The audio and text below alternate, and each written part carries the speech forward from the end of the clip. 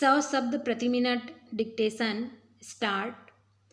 माननीय सभापति महोदय, आज देश में जो लोग भी काला धंधा करते हैं, भ्रष्टाचार में लिप्त हैं, सरकारी पैसों की चोरी करते हैं, उनके साथ सरकार को बहुत सख्ती बरतनी होगी, क्योंकि ऐसे लोग सरकारी योजनाओं का पैसा अपनी तिजोरी में जमा करते हैं।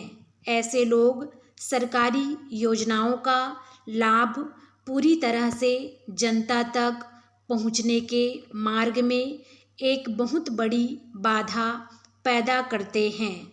सरकार की इस समय जो नीति है, उसकी जो विचारधारा है, उस पर हम सबको पुनः विचार करना होगा, जिससे देश की हालत में सुधार हो सके।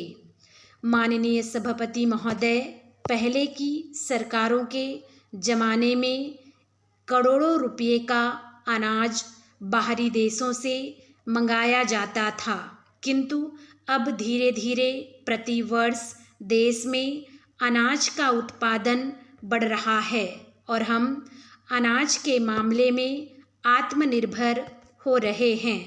उस समय सरकार ने अनाज का व्यापार अपने हाथ में लिया था और उसके बाद भी सरकार ने व्यापारियों के भरोसे पर इसको छोड़ दिया। व्यापारियों ने जनता और सरकार दोनों को धोखा दिया और इसका परिणाम यह हो रहा है कि खाद्यान्न की कीमतें बहुत ज़्यादा बढ़ गई है और वह आम जनता को आसानी से उपलब्ध नहीं है। इस संबंध में उस समय की सरकारों ने जो कदम उठाए हैं, वे भी सहायक सिद्ध नहीं हो पाए थे। माननीय सभापति महोदय, अभी हमारे अनेक मित्रों ने कहा है कि सरकार बाहर से इतना अनाज मंगाने पर जो धनराशि खर्च कर रही है, उस धनराशि को यदि हमारे देश के किसानों को देती तो हमारे देश के किसान अनाज का उत्पादन बढ़ाते और हमको विदेशों से अनाज का आयात नहीं करना पड़ता।